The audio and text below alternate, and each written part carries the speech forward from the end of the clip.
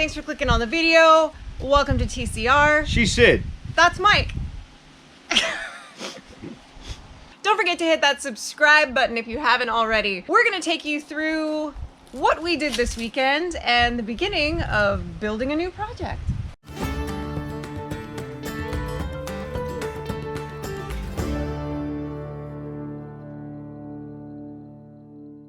We're talking about a woodshed, folks. Now, you guys have heard the story. I got to go out to the woodshed and hang a deer. I got to go out and practice my fiddle in the woodshed. Woodsheds are a real thing. We burn wood for heat. A lot of y'all out there watching this burn wood for heat. And the last year, except around Christmas time when he gets a stocking full of coal, then we switch to coal for a little while. True. Then we go back to wood. Yeah. The last couple of years, our wood has been stacked in various places where it's out in the weather. Your Last wood's year, stacked. my wood is stacked. Last year, the wood was actually stacked up against the southern edge of the cargo container. And, you know, there's various reasons not to stack wood up against your house. In the case of wildfires, embers come in, you know, they land on your roof, they start a fire. They go up under your eaves, they start a fire. They land on a big old pile of wood that's up against your house, they start a fire. So, you know, we like to keep the wood over there by the cargo container. But last year, when it rained, you know, some of the logs on the bottom got kind of buried, sunk in mud. We didn't have a cover over it, so we stretched a tarp over it, and you'd have to pull the wood off the tarp, pull the tarp down, get a wheelbarrow full of wood, put the tarp back on, put the wood back on the tarp. Sometimes the tarp was wet while performing these activities. It was a real pain in the ass. So And snakes. And snakes. Not on a plane. But snakes terrify him. Well, hold on. Some snakes. We're sending this out to the World Wide Web. Nothing terrifies me. Well, spiders. Okay, some spiders terrify me. All right. All spiders terrify him. But snakes don't terrify Snakes don't terrify him. I'm just kidding. No, they don't terrify him. But you don't really want them in the house. So you No, don't but really I'm probably the want only one here that would go catch a snake. I'd catch a snake. I used to have a pet snake. Not thousands. I was going to exaggerate. I was going to tell a fishing tale. I've caught hundreds of snakes. Yes. Venomous snakes. And you've been venomized. True. Several times. But I'm still not terrified of snakes. I'm not even scared of snakes. Yeah, you're not. I don't really know where I was going with that. I don't either. I think you just wanted the people out there to think that I'm terrified of something. I think I was thinking spiders, but saying snakes. I think that's accurate. I think that's where I was going with that. Or you were comparing me to Indiana Jones because I'm a sexy man. That was funny. I decided this year to go ahead before we order our first cord of wood, which is probably going to happen next weekend, to build something that's proper, not English, but proper for the wood. Proper wood? Yeah. You know, we want to have some proper wood around here. Nothing. Well, everything I was going to say would have been really bad. So I just stopped. The first thing after establishing where the wood was going to go, which is where it was last year, was removing what wood remained on the ground, some of it buried, getting that out of the way so that I could put a platform down. We also had some undergrowth that was growing up, weeds and that were more like bushes. Had to cut those out of the way and then rake it out, you know, as smooth as possible. The next thing I did was go ahead and frame out essentially a deck. I want the wood to sit on something up off of the ground, even if we get a couple of inches of torrential rain. You know, I want to make sure that that wood's up off the ground and that whatever I set it on is not concrete or something. It's boards and the water's going to drain through if there's any water in there. Well, I think having the mulch around that area now too is going to really help with some of the flooding. So having it elevated on top of that is really going to assist with keeping your wood dry for the season. So the rear of the deck, I actually set inside the rails of the bottom of the cargo container. So they're resting on a metal rail. And then in the very front of the deck, I wanted to set a couple of 4x4s in place so that I could get some rafters across to the top of the cargo container.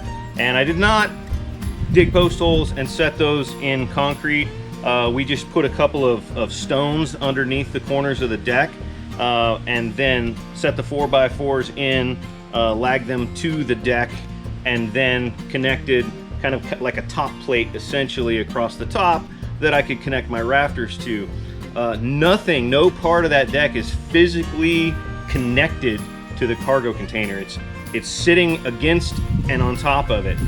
Those rafters that go across and rest on top of the container, I put a plate behind those, a 2x4 plate behind those, and then I put a 4x6 behind that and lagged essentially the back of the rafters to that, so that the weight of that will hold it down, and you know, if the wind comes through. The wind really never comes in from the north. I just got one question. What? Why are you lagging?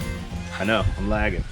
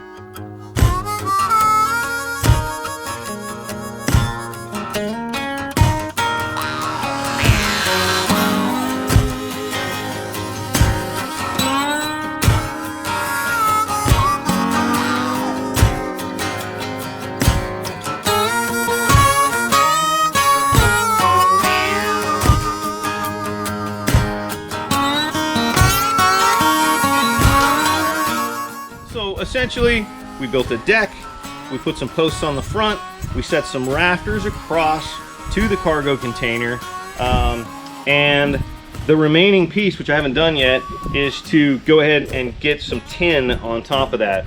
I do think I want to try to get the tin on top of it before we load it with wood, because then I'll be able to use the deck, you know, put my ladder on it, get up in there and lag the tin. So and then we have to put a cat on it. So we have a cat on a hot tin roof. Yeah. So, and then sometime in the next week or two, we need to go ahead and order a cord of wood and load that thing up. So yeah, we've had a couple little freezes already. So a couple chilly nights. The hose froze what, like last Monday?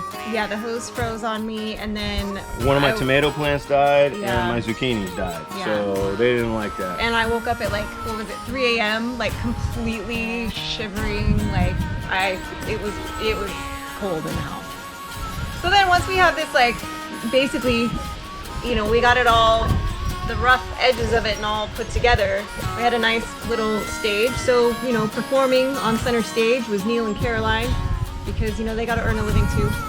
So they did a little soft shoe number on the deck. Was it a soft shoe number? Soft hook. Soft hook number? Yeah. So still a little bit of work left to do on that shed, get that roof on, and, you know, close up the theater for the goat show. Oh, they're going to be all... I'm not going to put doors on the front of it. No, I know. So the goats are going to be like climbing up in the woods. It's going to be interesting. That's not a big deal. Yeah. Yeah. We'll occasionally have the aroma of goat pellets coming from our fireplace. It's, you know, it's biodegradable.